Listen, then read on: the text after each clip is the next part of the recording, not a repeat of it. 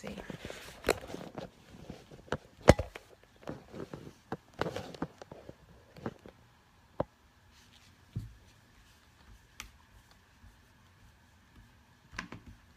You getting a good connection on your computer? The only thing is I found out you cannot go live from your computer. Oh, we lit. Okay. Y'all can hear us. Y'all can see us. Welcome everyone to Ask Tesharia Thursday. Tonight we're talking about addictions. So as our audience builds up, we're just going to play some music and then we'll go from there. Shout out to Paige. So everybody say hey. Hey. She's going to be co-facilitating tonight's discussion with me and we'll get started in a little bit. Okay, great. 2 walks out. Risk it all. I take the hate. This the winning team. Get the Gatorade. My guy good, but he's not safe. No. They try to shut us down, and it ain't no slide. Only thing I fear is God, and he on my side.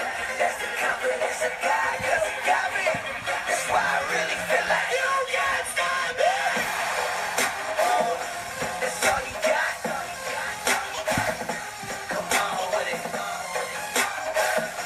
That's all you got.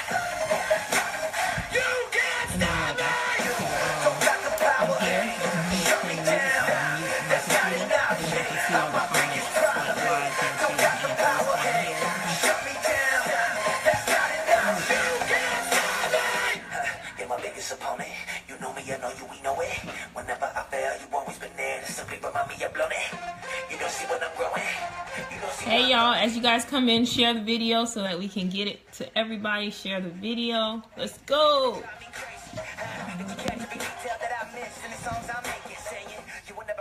Like Kendrick, never be the rapper I got from Hendrix. Times in the life you will never be mentioned. Why aim so high, won't survive the trenches. Plus, you a Christian, Andy. They will never listen, Andy. Plus, when you're pigment, Andy, you don't got skill, you a gimmick, Andy. Well, if I listen to you and everything you put in my ear, I'll be living like shoulda, coulda. I'll be paralyzed by fear.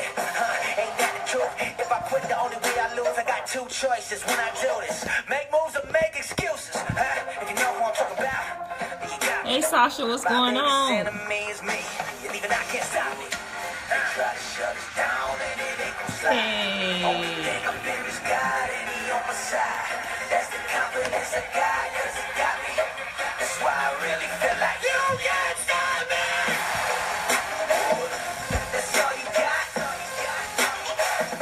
Come on with it. That's all you got.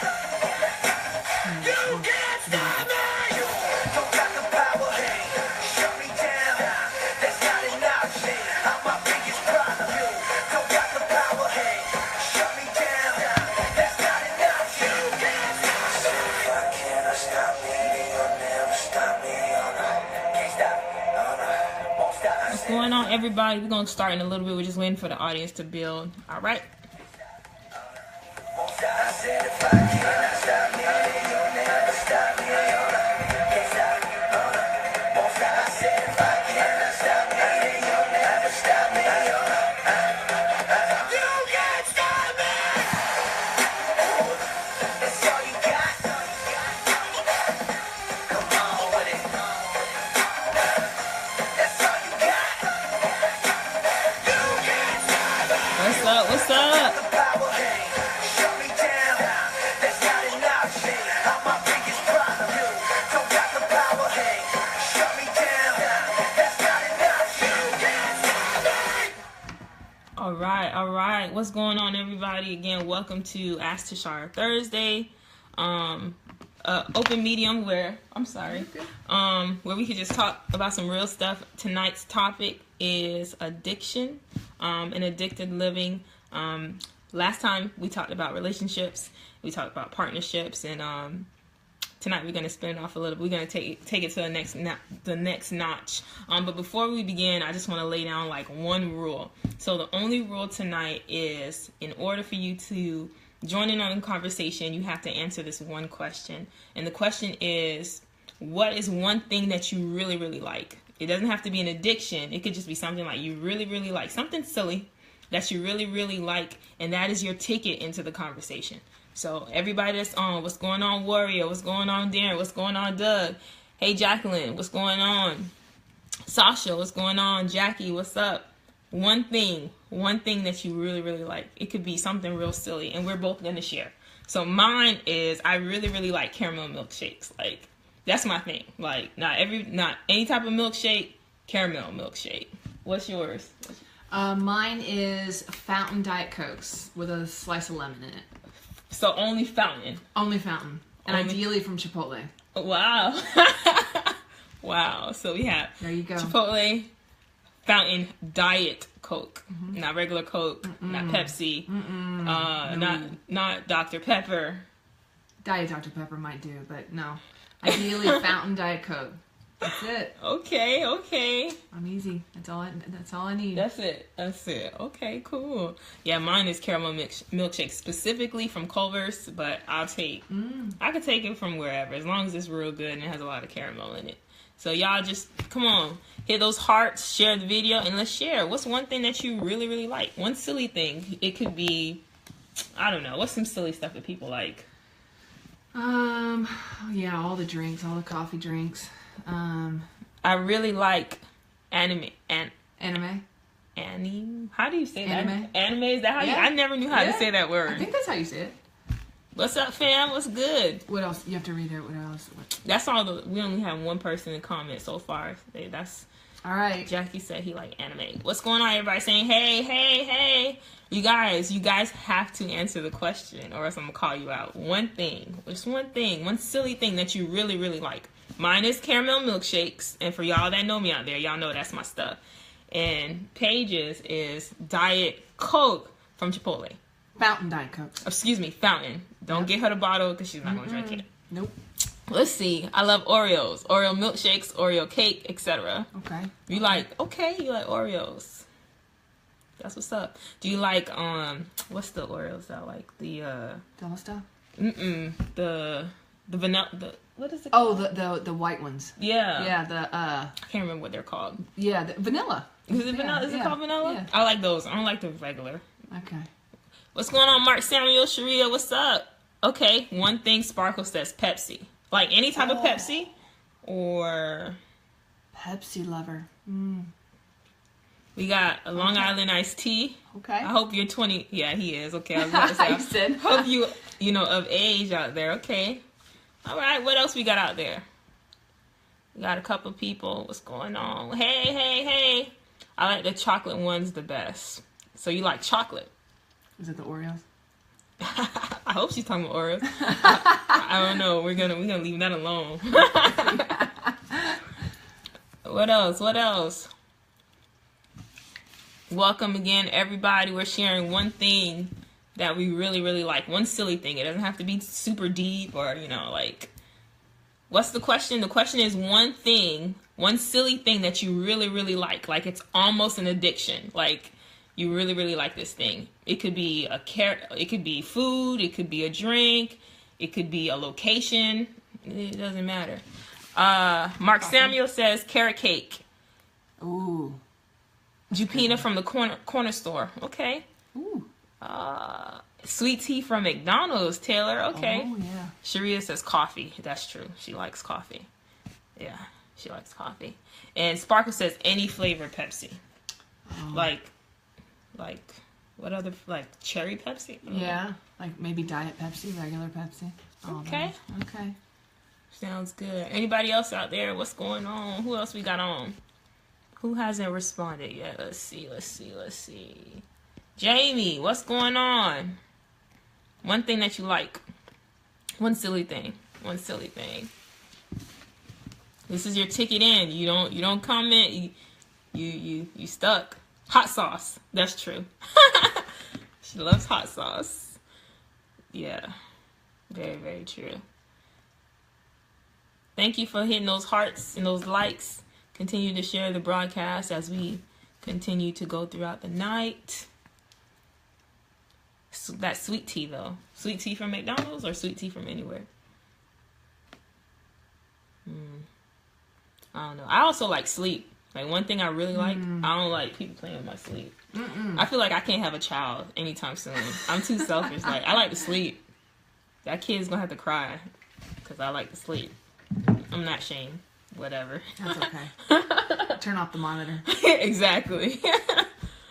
I like sleep. What else? Anything else out there for those that are on right now? What y'all like? Nothing. Give it a couple more minutes and then we'll get into the discussion for tonight. Addictions, and addicted living. The Big Bang Theory. Okay. All right. Long walks on the beach. Okay, this is not. We're not gonna go there. Paige, you like long walks on the beach? I do. We might have a companion. Okay. I do, as long as I have a fountain Diet Coke with it. That's dope. What's up, Bev? What's going on? Welcome. As people coming in, we're just sharing one thing, one silly thing that we really, really like. Like, it's like almost an addiction. Like, we just really, really like it. And this is how we're just going to be able to, like, know each other a little bit better and break the ice before we get into the discussion. The TV show, The Big Bang Theory, the TV show. You ever watched it? I've never watched it before. Oh, yeah. Cool. All right, as people are commenting, we'll go ahead and get started. So, corn dogs. We got somebody that says corn dogs. Oh, yeah. They really like corn dogs. Oh, yeah. Not a fan. No. Like, I remember them in, like, 12th grade and, like, high school lunch. Yuck. I'm good. 5 at once. Okay, yeah. Yeah, you really like those, because, no. All right, so tonight, we're talking about addictions. And so to start off the conversation, what do you guys think an addiction is? Let's just go with your own definition. I'm not looking for the medical definition. I'm not looking for, like, the mental health definition. I just want, what do you think of when you hear addiction? What word do you think of? What phrase? What definition? What's out there? Addiction. What does that word mean to you guys? What is an addiction? What do you think? What is an addiction to you? I think an addiction is anything that becomes a mental obsession for a person. Okay. They mentally obsess about it during the day, during the night. It becomes their focus, their number one focus. Okay, so we got something that takes over your mental state. Like, you can't stop thinking about it. Yeah. We got some people out there that said obsession, excessive, takeover. It's a part of your daily lifestyle. Okay. An idol. Woo! All right. What else? Uncontrollable source. An addiction is an uncontrollable source. That's good. Y'all throwing out some good stuff. What else? Something we feel like we can't live without. Yep. Something we feel like we can't live without. Okay. What else? When I think of addiction, I think of obsession too. So I see it kind of platonically. I see it hand in hand. Like, I see an addiction as an obsession, something that you just can't let go, something that you just can't give up. Like you're fiending for it. Like you just have this attraction to it, and it's like deadly. Whether good or bad, it's just deadly. What's up, Adeline? What's going on? Welcome to all the new people that's coming on. As you come on, I just ask that you share one silly thing that you really, really like. Mine is, I like caramel milkshakes. Paige she likes Diet Coke. Fountain Diet Cokes. Fountain. I keep forgetting that key essential piece. Fountain Diet Coke, specifically from Chipotle. Yeah. What else? So we're talking about what an addiction is to everyone out there, and somebody says stronghold. Taylor says an addiction is a stronghold. What is a stronghold? What does that mean?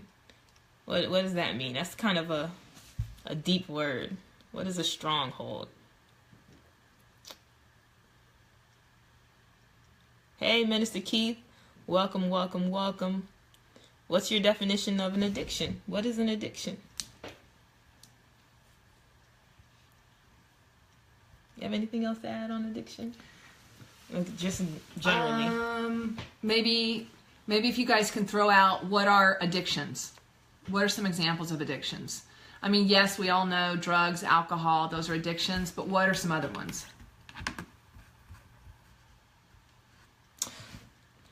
Addictions grips you strongly.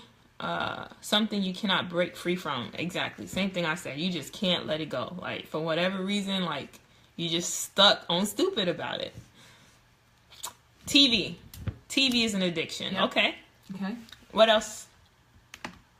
Let's throw out some good ones too. So like Paige said, we know about alcohol, we know about drugs. What are some other ones that people may not be so familiar with? It may kind of be an underlying addiction or something that they are addicted to and they don't even know it. Working out. Yes. Success. Yeah. Some people are addicted to success. That's right. What else?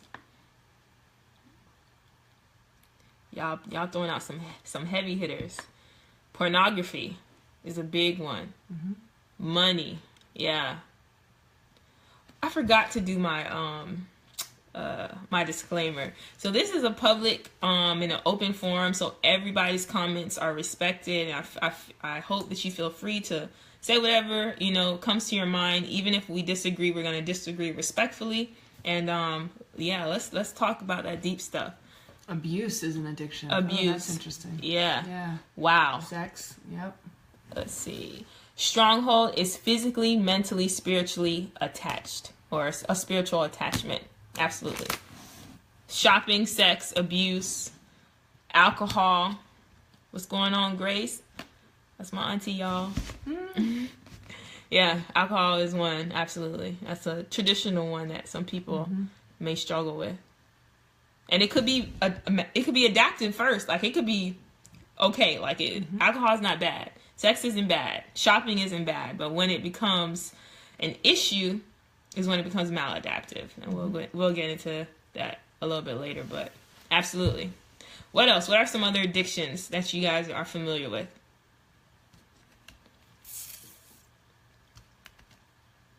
Sleep. Going back to I like sleep. Sleep can be an addiction. Self-figure. Yeah.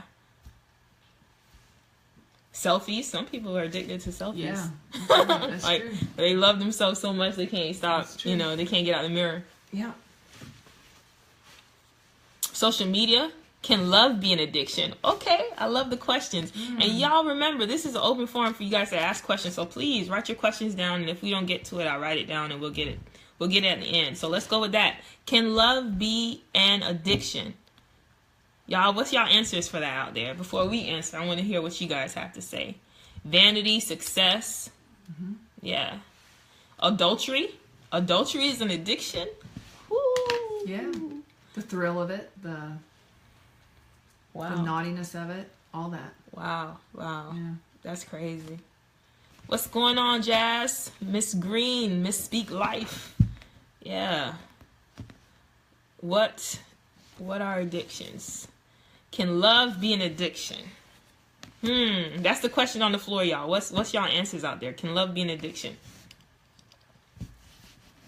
Yeah, that's heavy. For real. But I want to get y'all answers because I think that's interesting. Love. What do you think? Can love be an addiction? And if so, how? I think anything can be an addiction if it becomes a mental obsession. So if love or being loved or loving another person is mentally obsessive to you or to someone, then it's an addiction in my book. Yeah. Addicted to the idea of love. What does that look like though? Like if you're addicted to love or the idea of loving or the idea of being loved, what is that? What behaviors would you see if you see someone who may be addicted to that? So they may, if they're a woman, they may go from relationship to relationship, like consistently. If they're a man, they may do the same thing, go from relationship to relationship. Sometimes abusive love can become an addiction. So being treated wrongly. Yeah, absolutely. So some characteristics, if you're addicted to love, is obsession. Some people said obsession. Never-ending relationships. Mr. Michael Cross, welcome. Love should be an addiction. He said, put love first. So now we have two things. We're saying love is an addiction from a negative perspective, like, okay, it's maladaptive, it's negative, it's not healthy. And then we have someone, Mark, is saying, no, love should be an addiction. He said, you mean God said? Is that who you're referring to? He said put love first. Codependent. So if someone is codependent. If someone is addicted to love, they're codependent. Yes, from relationship to relationship can never stay single. So that might be an indicator that maybe you're addicted to this, the idea or the fantasy of loving and being loved. Possible. That's a possibility. That's a possibility. What do you guys think about Mark Samuel's comment about that love should be an addiction? Love should be an addiction? What do you think? And that poses my question, can an addiction be positive and negative, or is it just negative? Does addictions have to be bad? Like if you're addicted to success, if you're addicted to love, if you're addicted to your relationship with Christ as a believer, is that negative? Is that bad? Or can it be good? Can you have good addictions? Is there such a thing? He needs to elaborate. Okay. Mark, if you're still out there, can you elaborate on what you said? Give people some clarity. What's going on, Trina? Hey, my dog. What's up? What's up? What's up? What's up? Right now we're talking about addictions and love being addiction, being an addiction, and whether it can be, whether it should be, and if it is it positive or negative? Is it good or is it bad? Do you think love can be an addiction in a good way? When I hear addiction, I'm thinking, again, it's the mental obsession. It's all you think about all the time. And everything revolves around that. So if you're meaning love is an addiction, like your love for another person, I don't know that that's healthy. I don't know that that's healthy. But that's my own personal view. Because if you are constantly, all you're thinking about all the time is that one person, I don't know that that's healthy. That's putting a lot on that person to meet expectations that probably won't get fulfilled. So I think there's a difference between having loving someone as a priority, but then also being mentally obsessed about that person. There's a difference there for me. So that's how I interpret it. But I'm curious to hear what you think, Shara, or what you guys think. Okay, before I go, let's read some comments out there. All right, so yes, I believe addiction has its good and bad. Good addiction should yield positive results. Yes. Okay. Addiction is both positive and negative. But when it becomes a religion or something you worship, that's when it becomes dangerous. Okay? I believe society has limit addiction to only a negative state. So Adeline is saying it doesn't have to be negative per se, but because of society's definition and the way it's presented and portrayed, it has a negative connotation, but it doesn't have to be. And I agree. I think, and I agree with all that was kind of said earlier as well, but that particularly sticks out to me because we always see things like addiction as a negative thing, but I believe we can create a new culture. So we can redefine the word addiction and put a spin on it where it has its positive attributes, but there's a line when we know where we have to let go or we have to draw back. Good point. Yeah. So I think, I think that's true. So then what are some good addictions? Okay. Shakina, what's going on? What's up, girl? Mark Samuel says, if you're an addict of Christ, you're an addict of love. God is love. And who doesn't want that addiction? Okay. Okay. So as a believer, so I'm a Christian, right? As a believer, I take my relationship with Christ, with God, the Holy Spirit, Trinity, very seriously. I spend a lot of time with him. I worship him. I adore him. I speak of him. I spend a lot of time communing with fellow like-minded believers. So one can say that I'm addicted to Christ, or I'm addicted to my relationship with God. Is that bad? Am I putting too much responsibility on him? What else did we say? Am I not balanced because I have an addiction to God or to love? Or is that even addiction? Let's see. What are we saying out here? If the idea that addiction can be positive, if the idea is that addiction can be positive, what are some positive addictions? Okay. So God is a good positive addiction example, says Adeline. How do we account for the loss that happens in addictions, even when it's positive? Loss, exactly. So that brings me to the question of what are the risks associated with your addiction. So whether you're addicted to love, whether you're addicted to sex, whether you're addicted to social media, whether you're addicted to success or working out, what losses or what impacts does your addiction have? Yeah, it's like, what are the fruits of your addiction? Are they bad fruit or are they good fruit? You know, what are the results of your addiction? Do they bring light into the world, or is it darkness? Are they bad habits that are resulting, or are they good habits? Are you contributing or are you taking? I think that's maybe a good way to view if an addiction is good or bad. Because I think that all addiction have consequences, whether positive or negative. So we can talk about some negative addictions. So if we're addicted to fast food, right? We'll use fast food for example. If we're addicted to fast food, eventually, if we eat enough of it, we might have coronary artery disease. We may have trouble with our weight. We may develop all types of medical problems, which will then affect our ability to move and our activities of daily living, and it just continues to decline. And so I think any addiction, anything that we're really obsessed with, it's going to have its pros and cons. It's going to have its consequences, if you will. So yeah.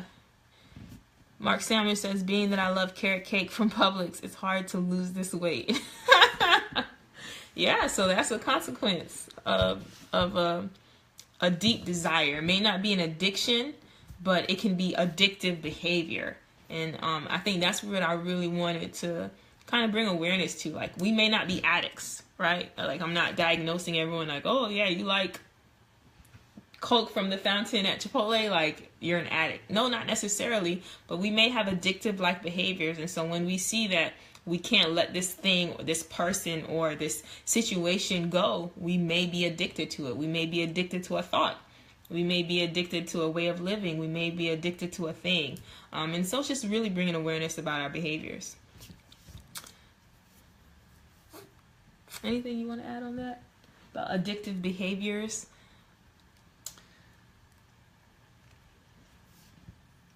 No, I think just looking at the consequences of them. Of the behaviors, or however you want to define it, whether it's addiction or addictive behaviors. What are the results? What are the consequences of those behaviors? You're addicted to social media, so you don't get your work done, so you don't get that raise on that job that you really, really want.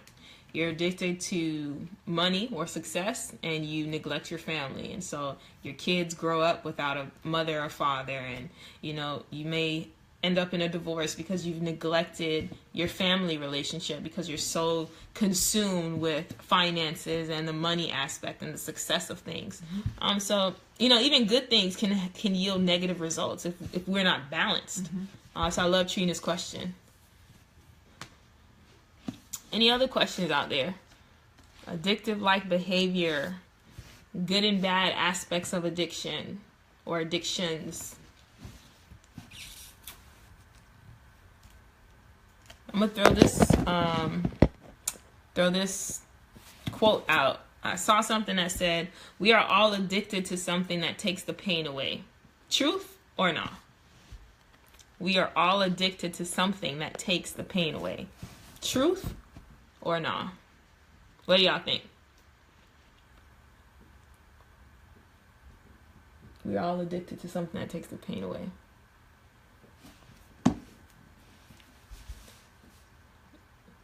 Yes or no? One person says truth in all caps. Okay. If there's good addictions, then where does relapse stand? Truth. Pain still remains. Okay. So we all try to get rid of pain with an addiction, but pain still remains. Taylor says not always. Okay. Trina, back to your question. What do you mean? If there's good addictions, then where does relapse stand? In what regards? Give me an example. And in what context are you talking about an addiction? Are you talking about the mental health addiction, or just addictions in general? Or probably like, are you referring to relapses with drug and alcohol addictions, where that is often relapse is often a part of the recovery process? People are in recovery, they relapse, and then they go into recovery again. And so if we're saying that if in the conversation, some people are saying that some things might be good addictions, then it sounds like you might be asking, is relapse a part of that as well? I don't know. That's just kind of part of the... Is that where you're going with that question? Not sure. Right. Give her some time to type. Yeah. I think we call it backsliding. What do we call backsliding? That's like relapse. Relapse is often called backsliding. True. Yeah. You make 2 steps forward and you take 1 step back. Backslide, relapse. Okay. But then I guess your comment to Katrina's question is good, because if there's good addictions, then what does a relapse in a good addiction look like? Yeah, I don't know. I don't know that we're talking. I mean, I think when we're saying you can be addicted to something good, I think we were referring more to spiritually, something that enhances you, something that enhances your well-being, and then therefore you're producing good fruit. You're loving others, serving others. That, I think some people in the conversation are calling that a good addiction. So in that sense of the word, there probably is not a relapse in the way that you would have a relapse in a more negative addiction like drugs or alcohol, where relapse is sometimes a part of the recovery process. If I'm understanding, So she says, well, if it's an addiction, then there is an obsession. Right. Okay, we agree. Which means there is a need for change. So, okay, so if there's an addiction, there's an obsession, and then that denotes that something needs to change. So, if that's the case, and you take it away, you take that addiction away, then there's a possibility for relapse, is what she's saying. Okay. Why recover from something that's good? If it's positive, then there is no recovery. Okay, I think that you can have an obsession. Let's use the word obsession as a synonym. I think you can have an obsession with something, and it can easily turn negative if you're not balanced, and if you don't know when to let go or when to draw back, right? So let's use spirituality for example. So somebody, I think it was Beverly, put that how we are so deep that we're no earthly good or something to that effect. So if we're so spiritual, like we're so religious, and we're not balanced enough, we're so obsessed with our spirituality that we can't relate to the average person, then I think that's when it becomes maladaptive, and that's when it becomes negative. It's a good thing, but you're not balanced. Let's use love. So let's say someone is really obsessed with their mate. Like totally obsessed. Like they can't sleep without them. They can't go anywhere without them. They can't move without them. it becomes negative when they start controlling them. It becomes negative when they literally can't breathe, can't function. If they leave, they get anxious or they get nervous. So I think, good things can even have negative results if we're not balanced. And so I think when it becomes negative, when a good thing becomes a bad thing, so to speak, or when a positive thing becomes a negative thing, is when you don't have that balance in place. So I hope that makes sense. Any other comments on that out there? I just want to go back to your quote. Can I go back to your quote? Yeah. Mm-hmm. Shar, you said the quote is, everyone has... Read the quote again. We are all addicted to something that takes the pain away. Okay. So personally, I don't necessarily think that everyone is addicted to something that takes the pain away, but I do believe that all negative addictions, their purpose is to take the pain away. So I don't believe that everyone has an addiction. Mm-hmm. But I do believe that all addictions, their purpose, their hidden purpose, is to take the pain away. That's my belief. And I think I would add that to part of my definition of what is an addiction. It's something that you turn to in order to take the pain away. In order to fill the void. To fill the void, to turn off your brain, to take, to punch your time clock. Like, I'm done for the day. I'm going to check out and do this. Whatever this is, that's an addiction. When you're turning to this in order to shut out the rest of the world. Okay. Now, do you think that everyone who... Okay, Sarita, what's going on? Do you think that everyone who has the capacity, if they experience something bad, something negative, or a trauma, everyone has the capacity to be addicted if they allow themselves to get to that place?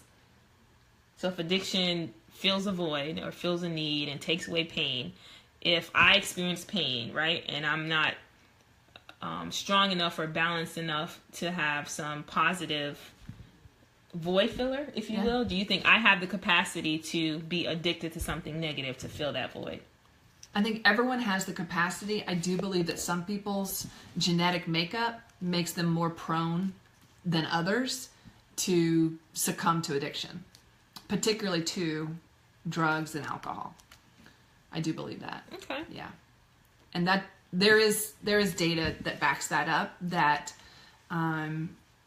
part of chemical addiction, whether that's alcohol or drugs, much of that is based on, not all of it, but much of it is based on a genetic predisposition. You're predisposed. It doesn't mean that everyone who has predisposition is going to become addicted, but it does mean that if you have that predisposition towards it, you can be led into it more easily than others. Beverly says, so is it embedded in DNA already? So that's the genetic predisposition. So I'm not a scientist. I'll just put that out there. I'm not a scientist. I'm a social work. Shar and I are getting our master's in social work. And so I've just done research on addiction and recovery. So, but I'm no expert. I will say that.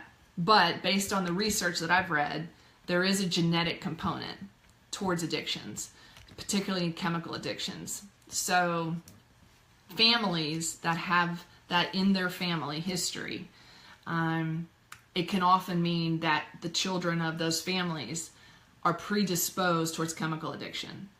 Doesn't mean that every child is going to have that addiction Absolutely. Or get it, but it does mean that they often have to be a little bit more careful with their behaviors because they're more predisposed towards addiction. Mm-hmm. And that's normally geared towards alcohol or drug use, not like social media and things of that nature. But good questions.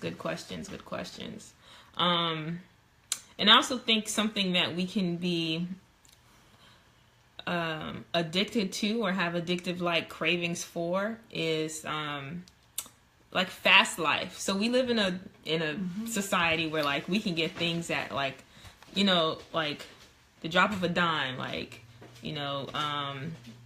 everything is at our fingertips. And so if we're put in a situation where we have to wait, that can be problematic. And so some of us may have some addictive like behaviors to getting things like immediately, and anytime we're asked to wait, it's a problem. And I think that's just something to be cautious of. Like, we become so accustomed to, like, you know, having things as soon as we can have them, and that can very much be an addiction. Like going through the drive-thru instead of going inside, you know, using express lanes instead of regular lanes during traffic, you know, having cell phones instead of using, I don't even know if payphones still exist, but it's just, I think, you know, we all can have addictive like behaviors that we just need to be aware of so that they don't become maladaptive or negative.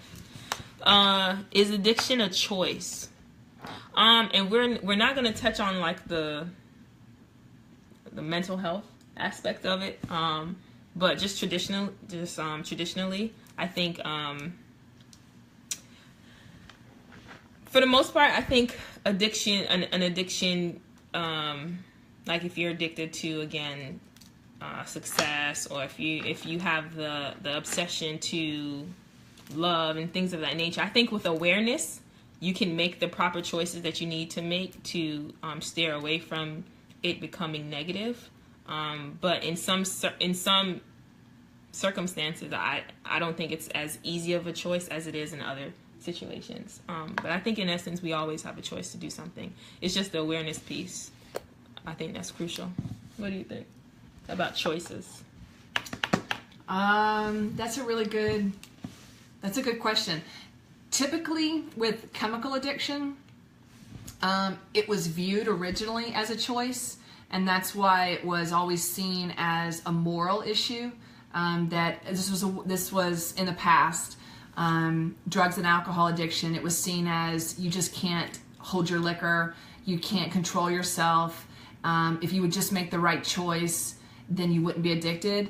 But now, alcohol and drug addiction is an actual diagnosis. It is a mental health diagnosis because there is it is a actual physiological brain chemistry issue. Mm-hmm. And so now doctors and the medical community have recognized that, at least with chemical addiction, it is not so much a choice, and that it is to be treated as a disease. It is a disease. There is no cure for it, but there is a solution to it.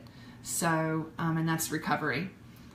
So your question is a really good one, and it's been debated for a long time, but now the general consensus is with chemical addiction, it is not a choice. Mm-hmm. So yeah, it depends on the context that you're talking about. But yeah, if it's a chemical imbalance or something, a neuro issue, then yeah, there's research to show that it's not as much as like the person just doesn't want, you know, it's not like they, you know, they want to do it necessarily. It just depends on context and individualistic, the individual as well. Trina says, how do we deal with our loved ones who have addictions? Sometimes it's hard to understand an addict's mind and definition of change. And that's a good question. I'm just going to turn to Paige, and if you want to just share a little bit about your story, and then maybe in that you answer a question. So go right ahead. Well, let me just go back to the beginning. Hi, my name is Paige, and I am in recovery from the disease of alcoholism. I choose to identify myself in that way, as being in recovery from the disease of alcoholism, instead of just saying I'm an alcoholic, because to me, who I am is a mother, a sister, a daughter, a friend, and what I have is the disease of alcoholism. Alcoholism is a disease, and like I said before, it is something that there is no cure for, but there is a solution to it. So just a little bit of my story. I'll tell you a little bit, and then I'll try to get some questions. I never thought that I was an alcoholic originally, because I can still remember to this day, I didn't drink in high school. My nickname was Perfect Paige. I was valedictorian of my high school class. I was straight A's. I went to a very good kind of Ivy League school for college. I didn't drink that much in college. I did, periodically, but it wasn't a big deal to me. And it wasn't until I was actually in my late 20s and I was teaching that I would come home and I would have a glass of wine. And over a period of time, over several years, 1 glass of wine became 2 glasses of wine, which is half of a bottle of wine. And then that became 3/4 of a bottle of wine. And then over another 6 years, it was a full bottle of wine every night. And gradually, I would drink every night. And it wasn't something that I would still get up in the morning and work. I was never hungover. I never missed work. I never blacked out. I didn't have any of those signs or symptoms that what I would call a typical alcoholic, or what I thought an alcoholic had. To me, an alcoholic couldn't keep their job. An alcoholic drank vodka or liquor or anything like that. An alcoholic was obnoxious and they were out all the time, or they lost their job, they got DUIs. I didn't have any of that. So I couldn't be an alcoholic. I just liked my wine. I was an adult. I deserved that wine. And when I came home and after a really hard day at work and I was really good at my job, I felt like I deserved that. It was my wine. It was my time in my house. I wasn't driving. I wasn't hurting anyone.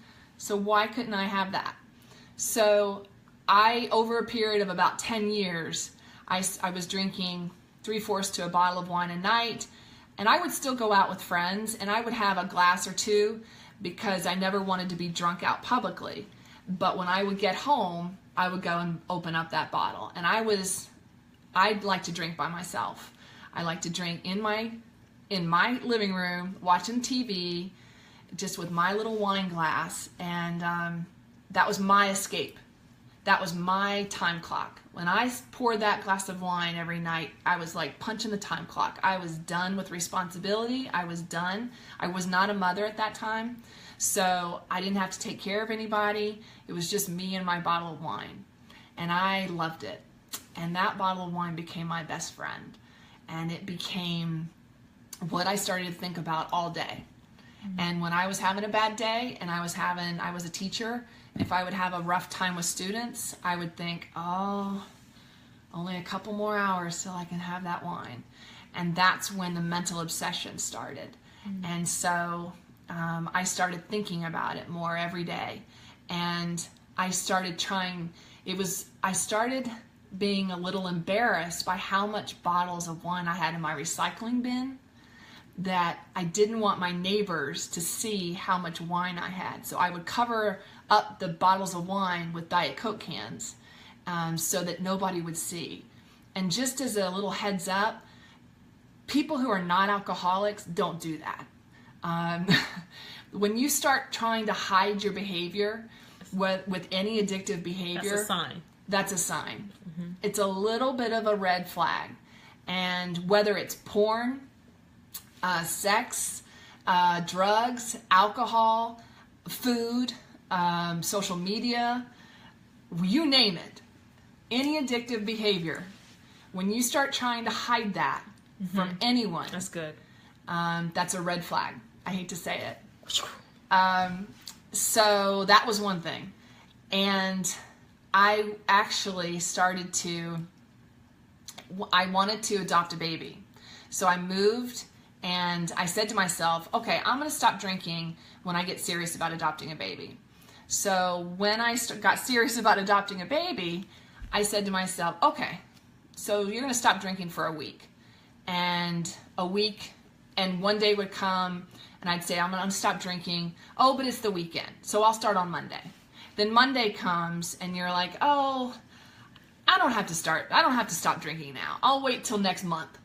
And then next month comes and that's another sign.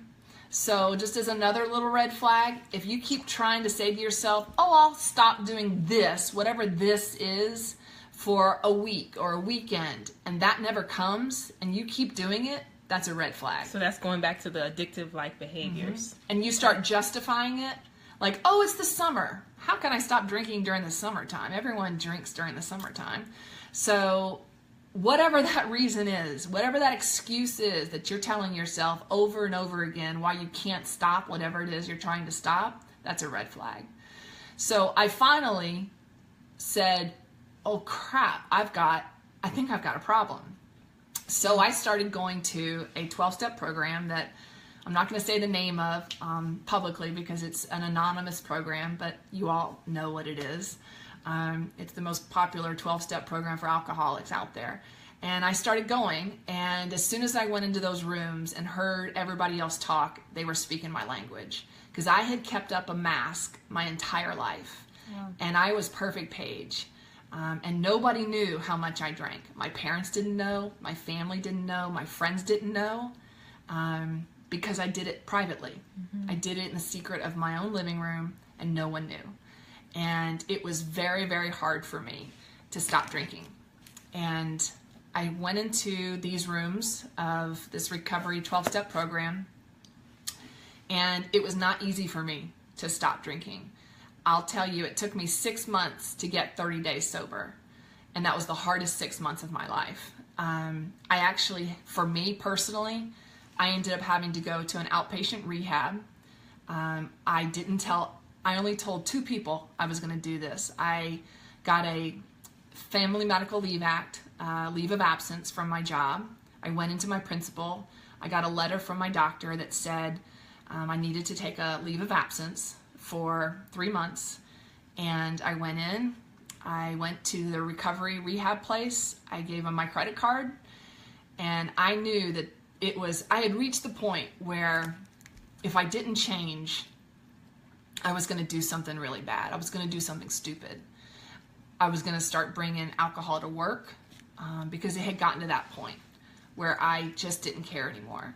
And there was a quote that said, if you don't change your direction, you may end up where you're heading. If you don't change your direction, you may end up where you're heading. And I knew I was headed towards a lifetime of loneliness, solitude, and death. That's where I was headed if I kept drinking the way I was. So I couldn't quit by myself. I couldn't do it, so I needed rehab. So I went to outpatient rehab. I went 3 days a week for 3 hours. It was a full-time job for me. And I knew that it was worth it for me. It was expensive. My insurance at the time didn't cover it. Now, I will say, most insurances will often cover rehab, inpatient and outpatient, so just let you know that. And I needed that because I needed to learn how it was a disease, because I was not the typical alcoholic. I didn't think that I had a disease. I thought that I'd caused this. I thought if I just was strong enough, I could stop. And I didn't understand the whole brain chemistry of how disease and addiction works. I didn't understand that until I went to rehab. And then I started learning, and they started educating me on the disease of addiction and triggers and relapses and how to prevent relapse.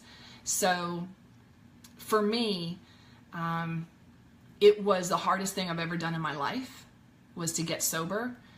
My sobriety date is October 8, 2014.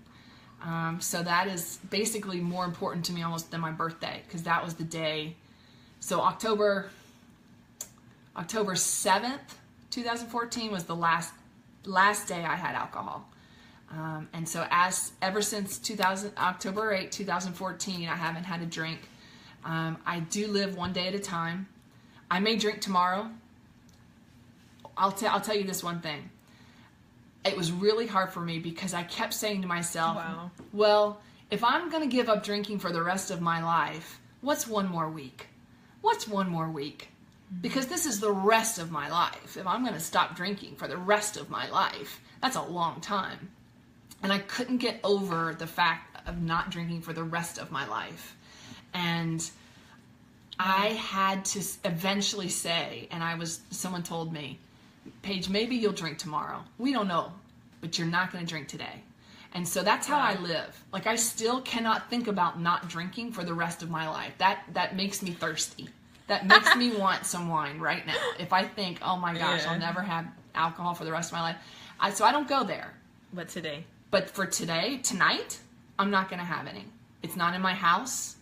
I'm not one of those alcoholics. I can't have it in my house. I can go out with friends periodically for me, but even after 2 years, I have to have a car ride. I want to drive myself so I can leave if I start to get thirsty. So for me, it's one day at a time. Wow. I have a daughter now. I adopted her once I got sober, because God gave me the grace and the wisdom to know that I was not going to adopt her until I stopped drinking. And so I am active in recovery. It's a big part of my life. If you have friends or family members who are addicted particularly to drugs or alcohol, I would encourage you to go to Al-Anon. It is about how to, basically I'll say anyone who's addicted, they have to come to their own realization to get help. Self-aware. They have to do that themselves. You cannot push someone into recovery. You can't do it. You can pray for them, but you cannot push them into it. It won't work. And I will say that relapse is very common in recovery process. It doesn't mean that the person is failing.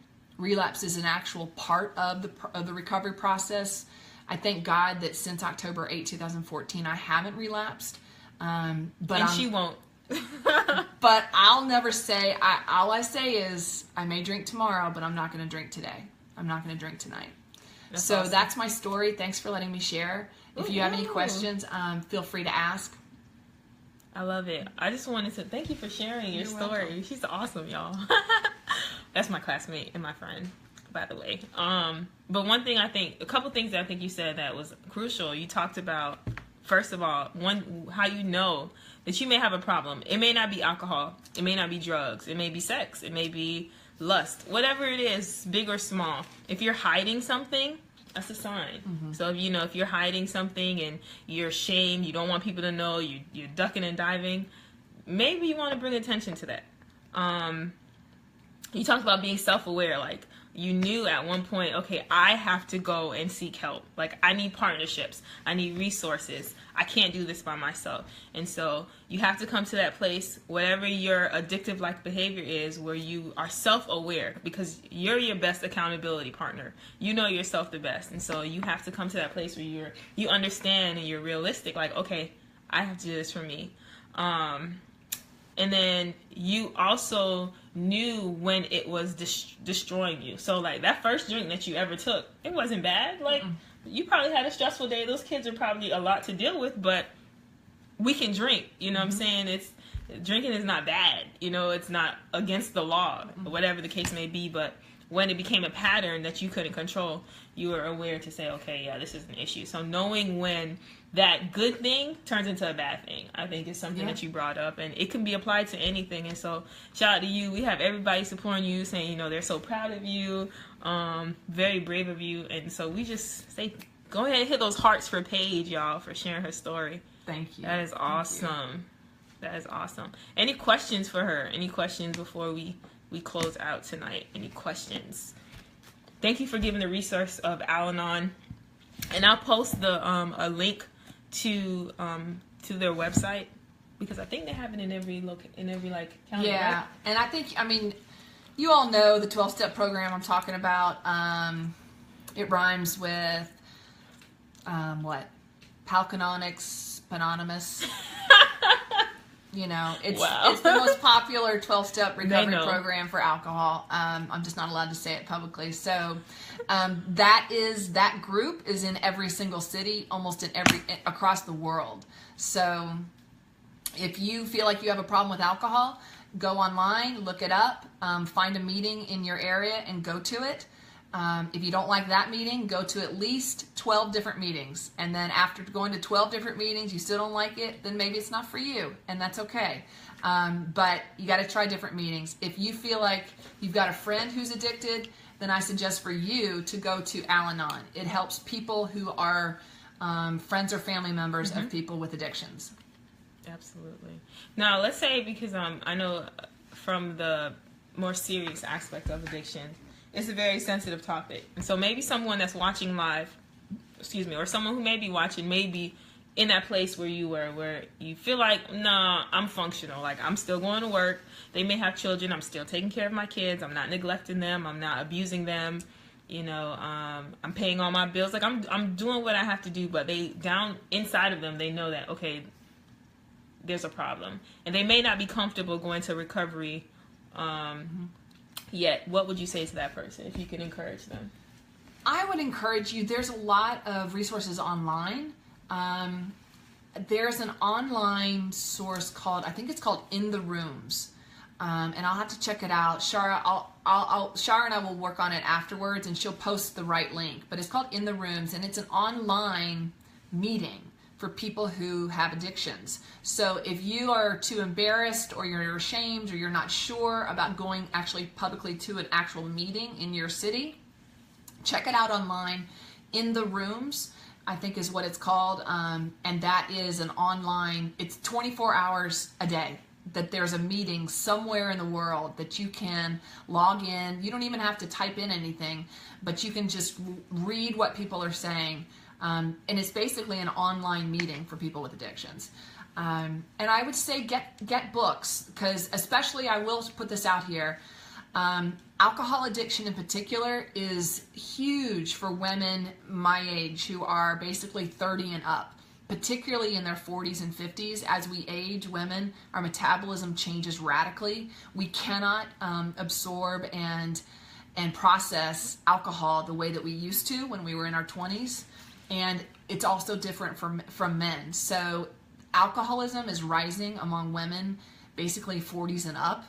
And so I would really encourage you, if you are struggling, and also if you're like, I don't know if I have a problem or not, stop drinking for 30 days. Stop drinking for 6 months. Not saying that if you cannot drink, that makes you okay, but can you not drink and not be a monster to be around? Because some people can be sober, but they are awful. They're angry, they're bitter, they're because inside they're saying, I want to drink. If I can just hold out, for 30 days, and that means I'm not an alcoholic. But if you're a monster to be around, then there might be something wrong. But if you're okay with putting down that alcohol and not having it for 30 days, 6 months, a year, and you're not thinking about it, you're not obsessing about it, then maybe you don't have a problem. Mm-hmm. And that goes with any addictive living. Yeah. So like Trina brought up the question before about positive and negative addictions. Whatever it is, if it's that thing and you're struggling, you're like, okay, I think I'm like beginning to be addicted to this. Like, fall back from it. Like, leave it alone for a little bit. And if you start feeding, you start having the physiological responses, and you can't sleep, without it, or without thinking about it, without touching it, without using it, whatever it is, then that will help you be more self-aware. Mm-hmm. Like, okay, I have an issue. Mm-hmm. And I think the main thing tonight is that you're not alone. Like, there are resources, there are people, there's services for whatever you're going through. Like, we don't have to go through anything alone, whether we have a community that's already established, or you find a community that may not be as big or as established, but you're not alone. Like, that's right. People are there to help you. People are there to walk with you. There's someone else that's struggling with the same thing that you're struggling with. And so don't feel alone. Just as we're here and we're open about our stories, there's other people that want to be there for you and to help you overcome your stories too. And so you're not alone. Any parting words before we... No, I just want to say thank you guys for being a part of this tonight, for watching Shara on Thursday nights, and live your life one day at a time. Focus on just today, tonight, and have the courage to change. Remember, if you don't change direction, you may end up where you're heading. So whatever that means to you, I don't know. Listen to your heart. Listen to your instinct. You only have one life to live, so live it to the fullest. And that's it. Again, I just want to publicly say thank you to Paige, and all of you for watching, but particularly for you being so open and helping others with your testimony, your story, your process, so that somebody else doesn't have to go through that same route. Any last questions? Great job. Thank you for being a resource. Absolutely. Community oneness, that's what we're about, y'all. Like, we we're a community. We're not in this solely. Like, I truly believe that I can't be successful by myself in any dimension. So we're all about community. We're all about oneness. Continue to share the videos. Continue to hit those hearts as we leave. Hit those hearts. Hit those likes. Blast this so Facebook has to get it out to the community. I want people in China to hear, you know, I want people in the Caribbeans to hear, I want people everywhere to hear, because this is not just a Florida issue or a local issue or an African American or Caucasian issue. This is everybody's issue. Everybody can benefit from this. And so thank you. Share. And we will post the links to Al-Anon and the other resources that we talked about in regards to alcohol addiction and other addictions. And so we're going to be a healthy community. We're going to be a healthy world. And we're going to kill addiction. There's not going to be any more. All right. Bye, y'all.